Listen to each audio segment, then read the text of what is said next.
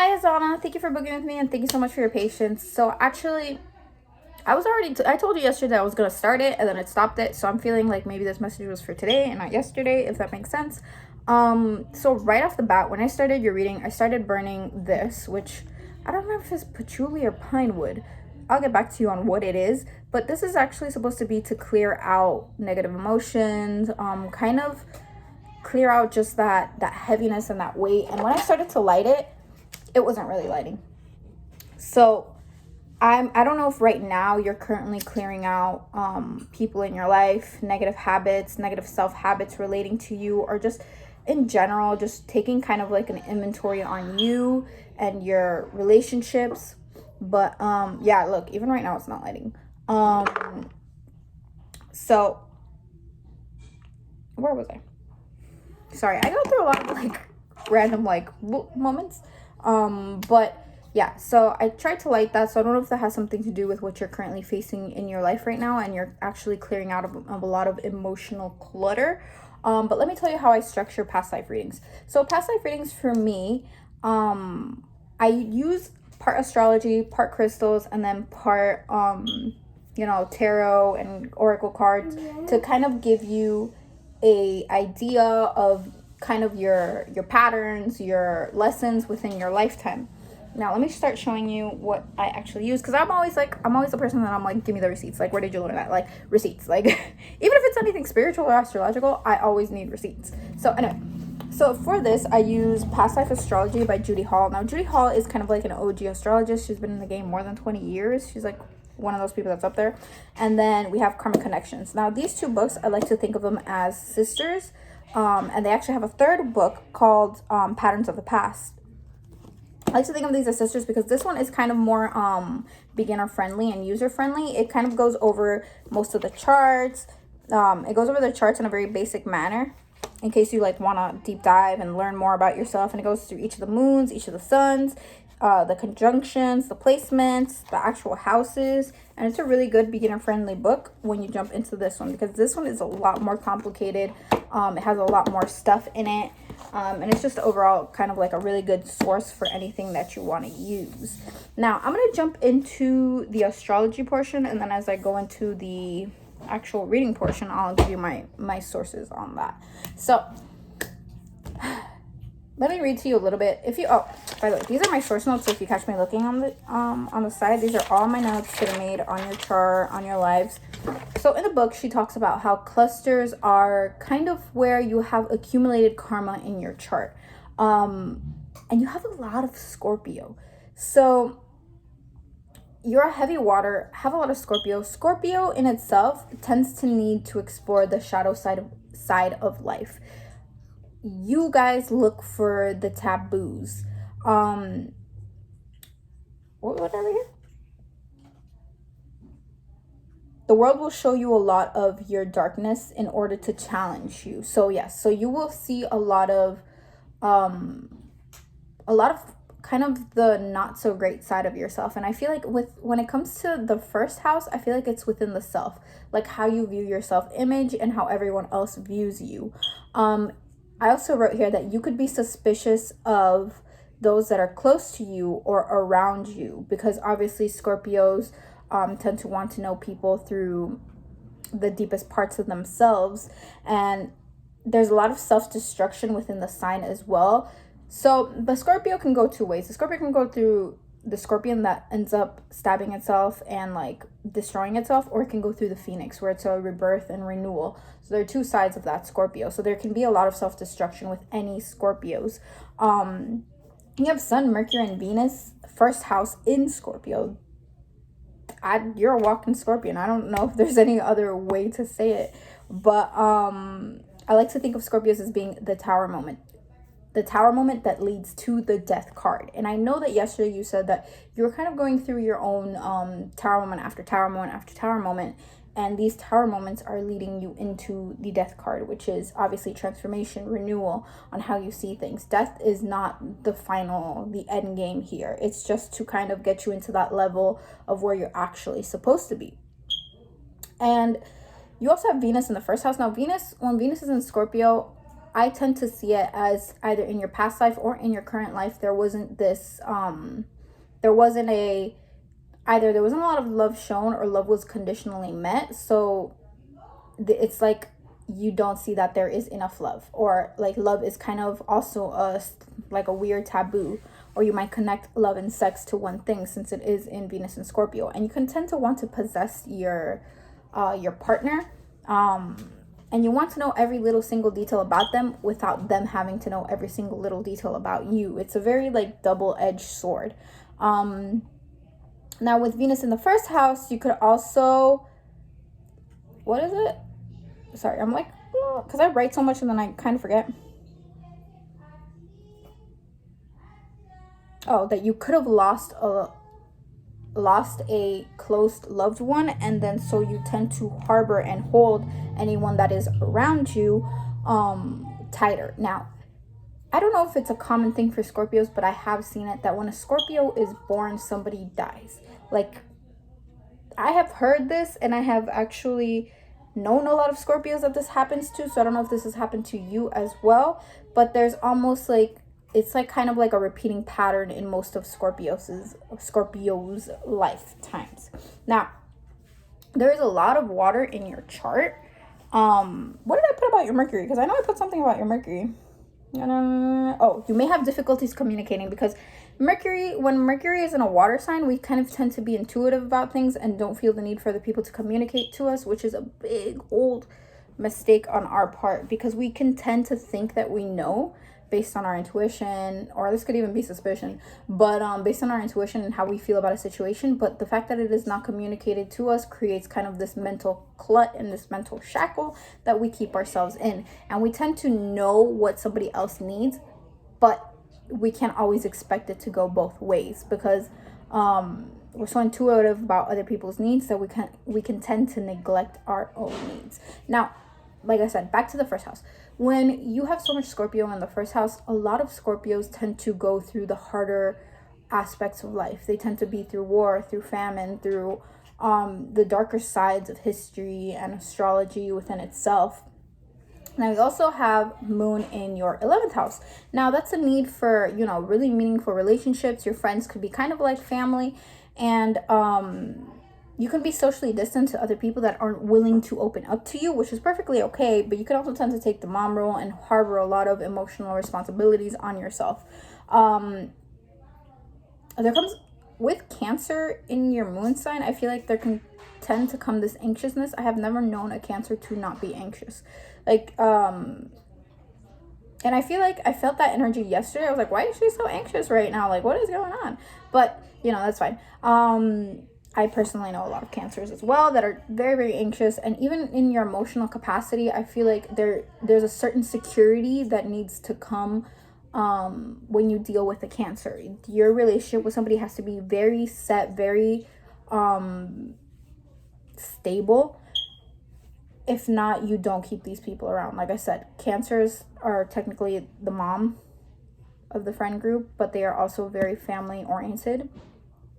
So I feel like your relationships have to kind of mirror that. And what do I have here? Oh, the third house on how you communicate. And you have a cluster in your third house too. So first house and third house are your biggest clusters. And you can be obsessive compulsive, can't go through, because you have it in Taurus. So you can be obsessive compulsive and you can't go through your transformations because you will find comfort in your routine. Now, the third house is also perception. So you can have a fixed perception on what? On your working, on how you work and how you think you can succeed. So you could literally throw intuition out the window, which is kind of like a weird double-edged for you. That's literally the theme of your chart, is double-edged, because with Pluto in Taurus, that's kind of like at a detriment. And then you have Pluto in Taurus, and then it's like you have Sun in Scorpio, which is like the ultra transformative sign, and then you have Pluto in Taurus, which is like the sign of comfort and stability and needing to be secure. So you can hold it can be kind of like a push and pull when it comes to changes in your life. And it's more of a push than a pull, because I feel like you will be pushed to go through these changes, because obviously you have so much influence in Scorpio that you really can't hide from these changes. That these changes will go through the good or through the bad. Basically what I'm getting is change is coming either way. Like, there is no middle ground for you. You're going to have to get these changes moving for you, even if it's against your kind of like your better judgment, which the Pluto in Taurus is your better judgment.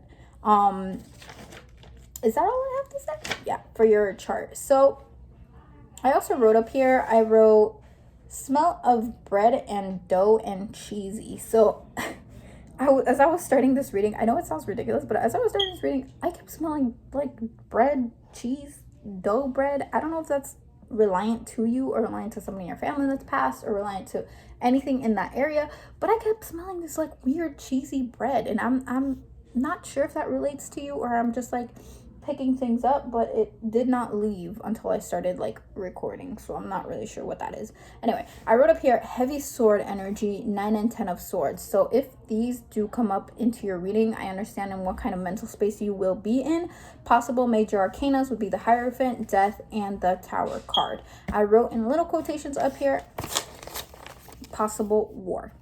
So yeah, now let's go into the crystal area of the reading. So I always pick crystals that kind of resonate with whatever is going on with your chart. You have, like I said, you have a ton of water, so I feel like you need grounding crystals.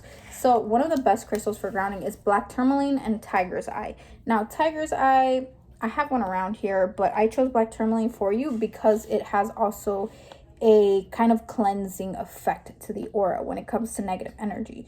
You are a water sign, so we tend to pick up almost everything. I kind of like to think of us as kind of like human Swiffers, because we tend to pick up whatever is in the energetic field.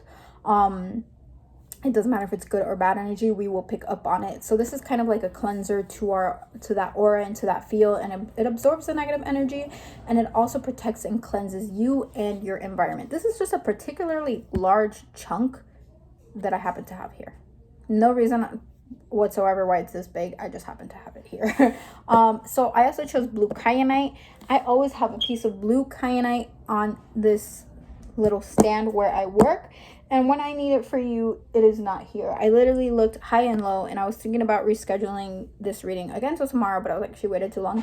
But till I find that piece of blue kyanite, because it's just one piece of blue kyanite that is always here, and today it is not here. If you want to see what blue kyanite looks like, you can click on any of the other videos, or you can just Google it. But blue kyanite is a communication crystal. Like I said, you have no air in that chart, and you're a Cancer when it comes to your emotions and how you communicate.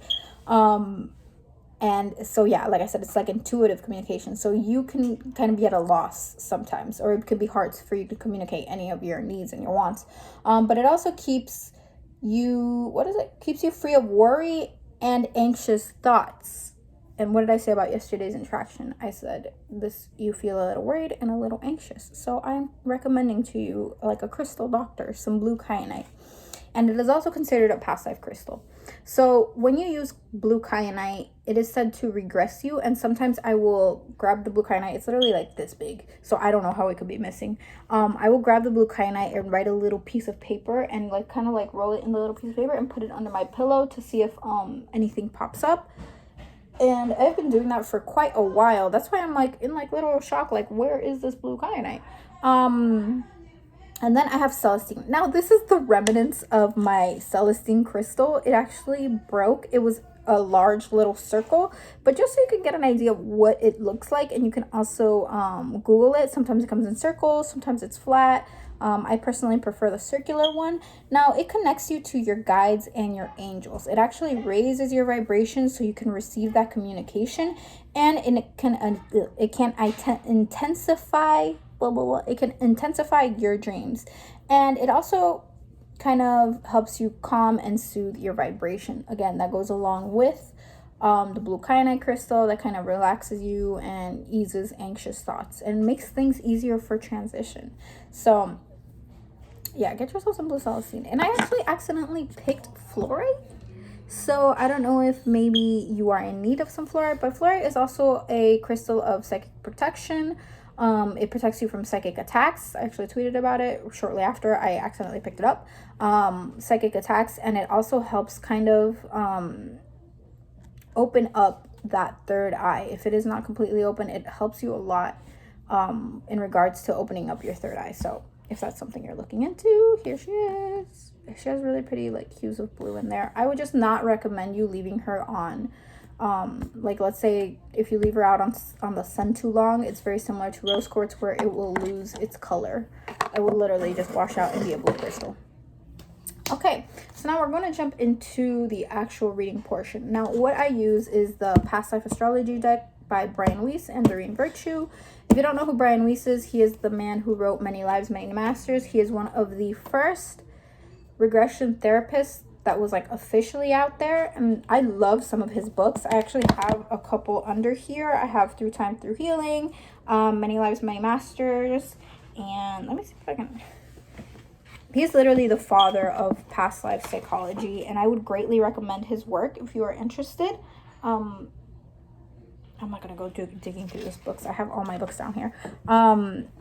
If you're interested, his books are actually really something. They're really like thought-provoking, and they kind of just open you up. Oh, here, I found it.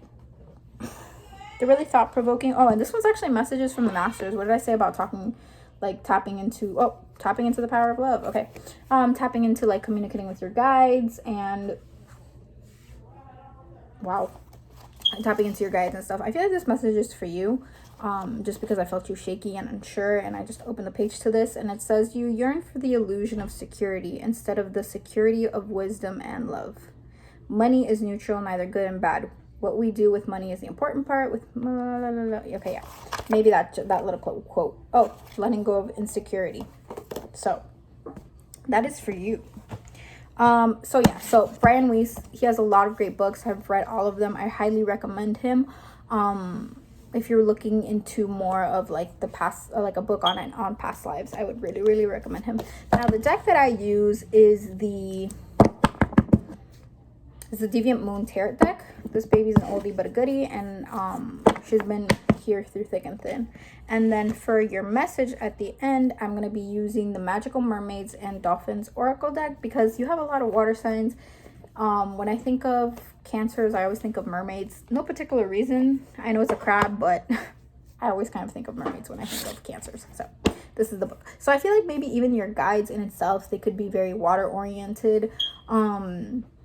Maybe more linked to the oceans, like dolphins. If you have any dreams of like dolphins, manatees, whales, mermaids, anything like water related, that's probably where they're rooted. Anyway, I'm gonna jump right in. So when I tell people, when I do a past life reading, I tell them that it's always kind of like Avatar: The Last Airbender, when he channels certain lifetimes. And you will go through many of your lifetimes throughout your life, but certain lifetimes will repeat itself depending if you did not learn the lesson. So hold on a second. Yeah, so let's say there was a lesson on security that you didn't learn. You might face more difficulty or hardships in this lifetime depending if you did not learn how to let go of, maybe it was like a scarcity mindset, or we will take a scarcity mindset from the past into our present, and that just comes with the territory. Like if you didn't learn the lesson, it will be amplified. That's kind of like, if you don't do the dishes today, tomorrow there's more dishes. That's how I see. That's like the plainest and most simple way of thinking of karma. If you didn't handle, or karmic lessons, if you didn't handle them yesterday, the next day they're gonna be worse. But anyway, enough of me talking. Let's see what let's do. Okay. Yeah, I guess I had a lot to say today because we literally just flew out. Wow, lessons about money. What did I say? I was gonna say community living is here. Oof, ma'am, I don't know if you're going through kind of like a karmic relationship or anything like that at the moment. I'm gonna see if there's... Ooh! I'm gonna show you each individually so you could see them. I don't know if you have any like ancestors in like the southeast, but We'll talk about that later. So I have here vows, I have transportation, I have communal living, I have karmic relationships, love life, angels. What did I say about angelic communication? And then I have medicine man or woman. So I'm getting two very distinct lifetimes in just this one. I'm gonna separate them, but how I feel they each relate to each other. So karmic relationships, vows, transportation, love life, and then communal living. I'm going to start with this one because I feel like it relates to you in your current situation or how you are dealing with things. Communal living, angels, medicine man or woman.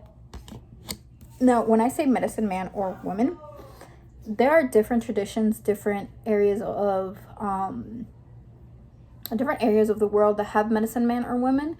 And that's why I asked if you have any ancestors in the southeast.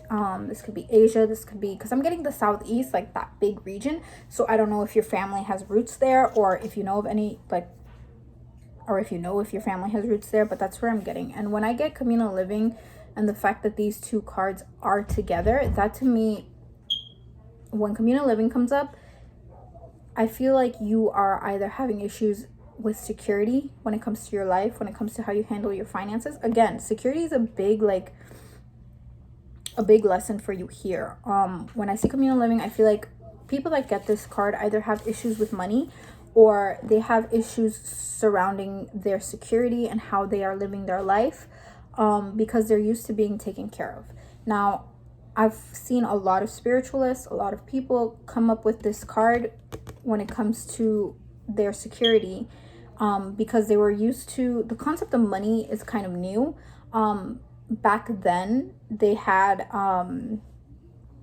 like the village would take care of these people, and there was no need for, you know, a physical, like, paper monetary thing. And I feel like right now, I feel like you, in this lifetime, you may not have the, I don't want to say the same support. I feel like you do have a group of close people that you see as family, and this is why communal living is also here. I feel like you've probably been around the same people for quite some time in terms of like lifetimes and stuff, but I feel like when it comes to your security, it is very challenged. I feel like there's almost like a need to heal the root chakra. And the fact that you are a Scorpio, and you do have like heavy water placements, it doesn't surprise me that you would be coming up as somebody that has dwelt in kind of alternative healing. I don't know if that's currently something you are studying or something that you want to know, but there is a real need for like a need for you to go back into these roots and kind of relearn some of this stuff to kind of trigger that. I feel like you need to kind of heal.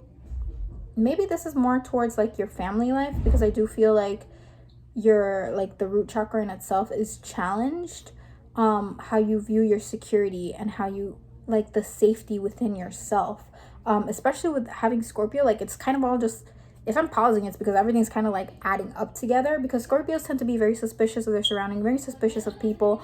To me, I see them as the red scorpion. So red is also the color of security and intensity, and also the root chakra, you know, the beginning of things. I feel like you are going to need to do some root chakra healing, or look into how you've seen security up until this point, how your family has been living their life up until this point when it comes to your security and like your actual family lifestyle. I'm not saying you're gonna have to heal lineages here, but there's definitely gonna have to be doing some introspection around that area. Like, how do you feel safe? What makes you feel safe? Where is this safety of yours located? And anyway, I'm gonna go back onto here. I feel like this is gonna be like the longest reading ever, because I'm just gonna keep talking. So I feel like you were more so not that old. I feel like you were probably like in your 30s or 40s when this lifetime was occurring. And there's medicine man or woman, but there's also prayer here. Like, I feel very, connected to God in some way. Like the healing that this woman, I'm gonna call her a woman, she feels very feminine to me, and even like water is very a feminine sign. Like I get, like the vision that I'm getting is like her soaking her hands and kind of praying over somebody, and it feels like she used a combination of religion and spirituality to achieve goals, is what I'm getting, because I'm getting like a very, this woman feels very if I stop, I'm sorry, but this woman feels very almost withdrawn. Like there is like a feeling like she's here and she's praying for you, and you feel connected to her and connected to the energies, but her in herself, she is literally just a vessel. Like I feel like this woman goes throughout her life almost living in the 5D. She never is really grounded or really stable in this, and this can cause some issues. I feel like there is issues surrounding like her feet. I don't know why her feet, but I feel like her feet, or if you have like foot or like leg issues, there is like some, or knee issues, there is some issues where she is not fully taking care of herself, and that is because she is too focused on kind of taking care of everyone else around her, and she kind of watches over these people. It's no surprise that you would come out as like a Cancer moon and stuff if you are literally watching over people. And I feel like she can tend to not watch over herself. Like there is this lack of kind of I don't want to call it like, I don't say hygiene, that's not the word for it, but, or self-love, that is not the word for it either. But the way she is taking care of her body makes me feel like she knows that this isn't what defines her, or what really, you know, what makes her. She knows that the spirit is what continues on. Sorry. The spirit is what continues on. But the fact that she is not paying attention to her body, I feel like one of the lessons in this lifetime is how you pay attention to your health and your body, and how you stay grounded within when you know hardships happen. Because I feel like you stop taking care of yourself at some point, and you start to tend to other people, because when you start tending to other people, that in itself is showing that you are taking care, but you are not taking care of yourself. You're taking care of others when you should be, you know, taking care of yourself. So again, communal living. Now I want to see if I'm in a halt. That's because of tarot. If I start pulling out the tarot deck, it's because my brain has reached a turning point. All right, let's see. What lessons did she bring back with her? Scarcity. What did I say? Ooh. What lessons Ezana brings back with her? Ooh. Yeah, so when I see this one, when I see the Five of Pentacles, that's a scarcity. That's, again, the color red. Scarcity on how you handle your finances, how you see the world. I feel like that's going to be a big lesson, and that's a big lesson for this lifetime. But it's learning when to stop. It's learning when to kind of balance your home life and your home life and your work life, so that you can actually enjoy things. I feel like, oh, there's two here. Oh, what did I say? Two of Swords. Oh, I'm excited because I knew the Two of Swords was going to come up. But anyway, when the Queen of Pentacles pops up, it is a very caring, nurturing card that watches out for everyone else, that kind of makes sure that everyone else feels secure in their livelihood. But I also feel like you are going through a period of making difficult decisions through your work life and through how you're handling your finances and your actual life.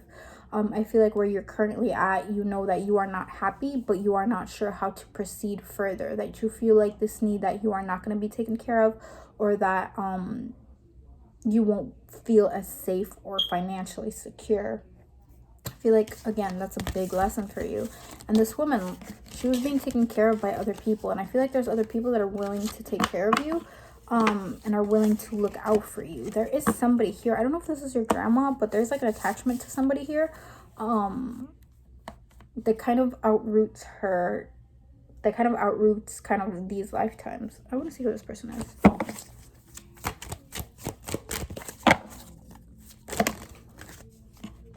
Childhood friend. So six of cups, to me, that indicates somebody that's been in your life for a while. Ooh, they could be they could be a Cancer, they could be a water sign, but it's attachment to this person that, you know, their energy feels very feminine. They feel like you've kind of had a close bond with them since they were young, or since you were young, because of the Six of Cups that's here. And I feel like you have a fear of losing this person, or this is behind your mind, that you know that eventually they will pass. And I feel like you need to connect to this woman to kind of reconnect with how you view death, and how you view life, and how you view your security and your finances. Again, I'm repeating myself, but I also feel like you have an innate gift to communicate with angels, or like the messages, or you see a lot of angel numbers. But you being so anxious and so concerned about the future or the past or whatever the case is, kind of draws off that connection. Because when I was like holding water and like going like this, I felt almost like a weird tingly feeling, like in some way this woman was using her spiritual gifts to help others. And I feel like even if this is not the path that you are taking right now, there is a need to connect to her, because I feel like right now you might negate your intuition, but here your intuition was on, you know, it was explosive, because you felt taken care of. You felt like everything was going to be okay. And even when the concept of money did not exist, you still felt okay. And I feel like you need to go back into this lifetime. You need to I feel when I do past life readings, I always tell people, like, you will probably regress. You will probably have a dream that you are this woman. This woman, like I said, Southeast Asia, or the Southeast is coming to me. So when you connect with this woman, it's going to be a lot easier to heal your root chakra, but it's also going to put an emphasis to take care of your body. She handled herself as a vessel, but didn't really, you know, take care of the vessel, if that makes sense. I'm gonna go hop into the next lifetime. This lifetime is pretty, like, there's not a lot of big events going on here, because I feel like the lesson in itself was how you handle your security, how you let others help you, and how you take care of yourself and your body, but also how you, like, your spiritual gifts and how you communicate with other people is also here. But this lifetime, this feels like the good one. This feels like all the tea here. Now, I have karmic relationships, vows, transportation, and love life. So, I did not intend this to be a love reading, but I feel like somebody's going to come up, and I'm nosy. So, I want to know who. Let's see.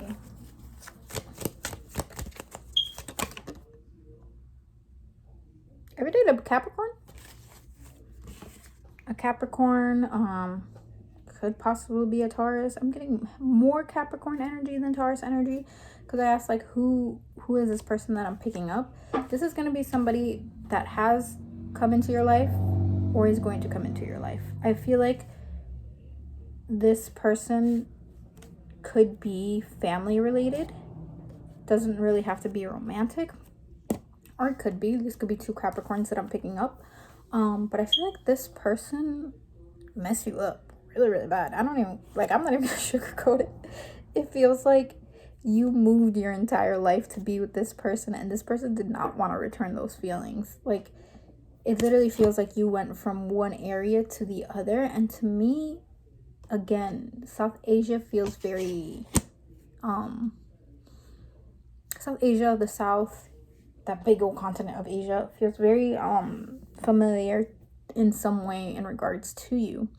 I feel like there was a vow here made of either poverty. Now, a vow of poverty will always be like, money is bad, and I will not, money is evil, money is bad. Or a vow of chastity, meaning, which would not surprise me since you are a Scorpio, meaning your intimate relationships will suffer because you did make a vow of chastity, meaning that you would not give yourself up unless it was to this person. Now, these vows will kill you. I hate these vows. These vows are the hardest vows to really get rid of, because you kind of have to do some shadow work in order for you to get rid of it. I feel like this person, in terms of, This person kind of messed up the way you see relationships. And I feel like this could be a current person. I don't know what your relationship is with your father or like a parental figure here, but I feel like how you view love is very reflective of how you view them. Now, I'm gonna throw myself under the bus right here real quick so you don't feel like this is a singularly thought out thing, but I feel like you have to go back into your family life. And I've said this like before in the video, you have to go back into your family life and really take a look at the patterns within your love life and the patterns that are reflected in your relationships. Now, when I talk about patterns, they are cheating patterns. There are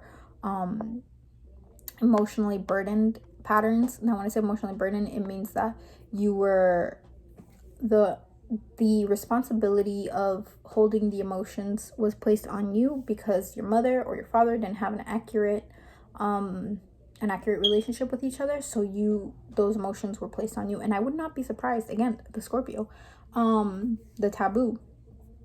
I feel like people can tend to direct heavier emotions on you because they feel you can handle them, when in reality your capacity is the same as everyone else. So yeah, it feels to me like you're maybe in your mid-20s and you went to see this person because they had like these big old grand promises for you, which none came to avail. And I feel like there was a huge amount of poverty here early on. I feel like you were trying to go to escape the poverty, and because they promised you like this wonderful house, this wonderful home. There was a lot of empty promises here, and the 10 of Pentacles is a card of security. So there's a lot of empty promises here that didn't come into fruition. So either you swore that money was bad. Yeah, there was like kind of even a codependence here. You swore that money was bad and that money and finances were evil, or that you didn't want to deal with this, or whatever the case was. And this vow was so grand that it is currently affecting your life. And the fact that vows community came out twice in this and regarding your relationships, I feel like for you to really liberate yourself, the Ace of Cards is kind of like communication and liberation to me anyway. For you to really liberate yourself of the hardships that you're going through, you need to do some intense shadow work. You need to be able to identify your patterns, your triggers, and see how you can absolve them, not resolve them, because sometimes you have, or if you can resolve them, that's cool, but you kind of have to identify them, and they're always going to be there. It's not that you're never going to be afraid of not having enough money or not having this, but it's you creating that sense of security for yourself. It's kind of you going back and saying, hey, these are their patterns, these are not my own. Like I said, water signs tend to absolve a lot of emotional information from the area, and even with our own parents and stuff, we can almost tend to mirror their habits, especially I'm talking about your parent right now, but we can tend to mirror their habits. And so I feel like you need to go back and see what trauma is yours and what trauma is inherited, and what trauma has just been projected on you that is not actually what's going on with you. I feel like a lot of your anxious worries or whatever you're going through right now is not in terms of you and your soul and your journey, but in terms of everything around you that's going on. Yes, there is a need for you to kind of reevaluate how you see security in yourself, but it's also kind of taking out the trash in a sense. I feel like you are decluttering yourself, and that's why you're going through tower moments right now. You're kind of, so when I see the tower, it's literally destroying all the structures that aren't set. I see tower moments as earthquakes, because anything that is not stable and not solid will crumble before you, and that is where you are at right now. Now I want to see, I'm going to pull kind of like 4 cards to see what pops up. Why did I put these over here? Oh, okay. So these popped out again, so I'm about to reshuffle, but I wanted you to see that they popped out again. These 2 popped out again. But scarcity, how you're dealing like with problems and situations. And then I have rest and meditation and contemplation here. And then I have the reverse 9 of Swords. That's your finances and your security. But let me go back. Okay. Hang on a sec.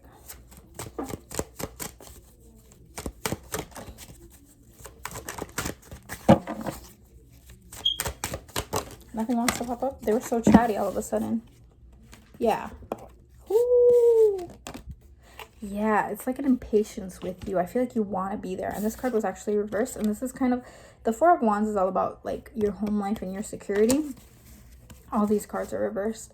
The King of Swords, communication and your grounding.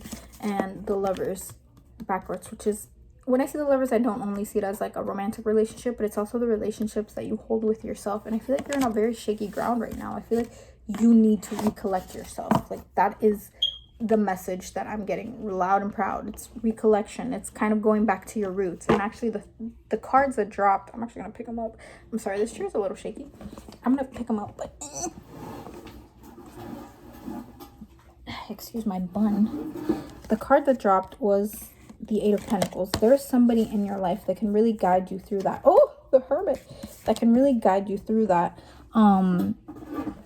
That can kind of mentor you in a way that will help you in the long run of your life. I feel like these are skills and habits that you kind of need to take care of, that you kind of need to mold. I feel like you have a lot of redeemable qualities that you haven't refined, if that makes sense. I feel like this could be from art to writing to reading to even what I said about the medicine woman to healing. I feel like you would probably be an amazing healer, or maybe even an amazing reader as well, because you do have so much water and can't like water placements. And anyway, but also the Hermit is introspection.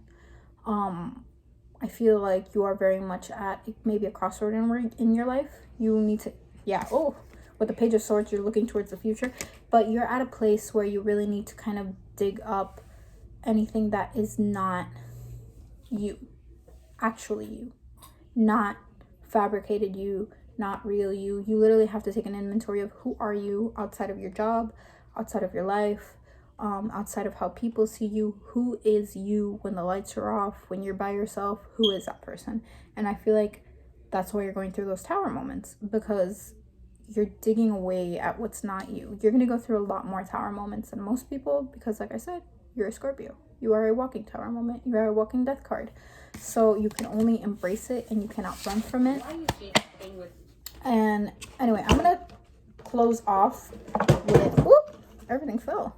I'm going to close off with a message from Spirit. Let me see. Let's see what I got for you. Now this deck is also by Doreen Virtue. It has really pretty mermaids on the back. Oh,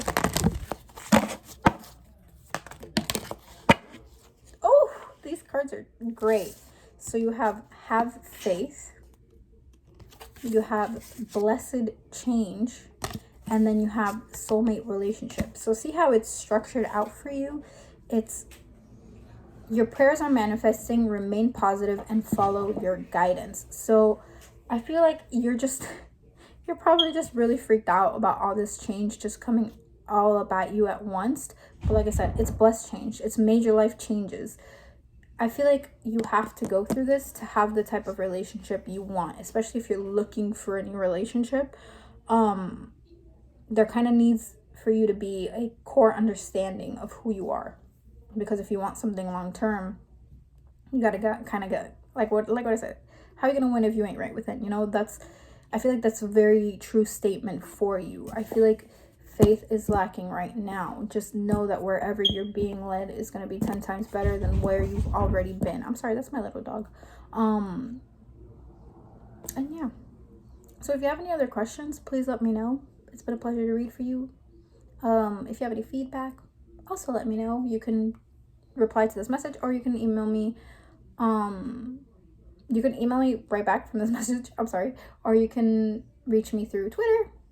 And that's it. So let me know if you have anything else, and if you have any questions. Thank you so much, and bye.